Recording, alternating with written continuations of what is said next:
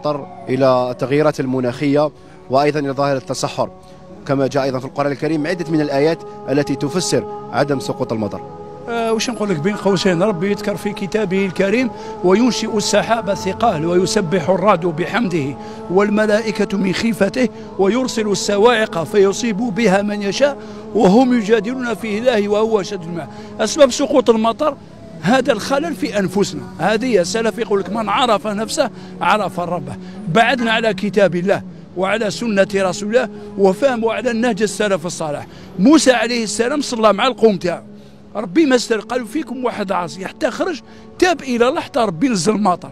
عندنا خلل في نفوسنا، بعدنا على الكتاب، بعدنا على السنه، مستحيل ربي يستجيب له. علي بن ابي طالب رضي الله تعالى عنه سئل، قيل: يا علي ما المسافه ما بين السماء والارض؟ المسافه بين السماء والارض سيدي كيلومتر سيدي ميلي. قالوا: من الدعوه المستجابه.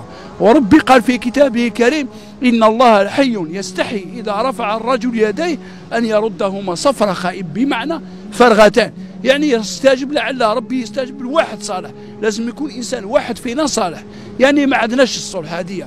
كان العلماء فيما مضى يكتب بعضهم إلى بعض بهؤلاء الكلمات: من أصلح سريرته أصلح الله علانيته، ومن أصلح ما بينه وبين الله أصلح الله ما بينه وبين الناس، ومن عمل لآخرته كفاه الله من أمر الدنيا. الحلول هي الحلول إنسان، كل واحد يعرف نفسه.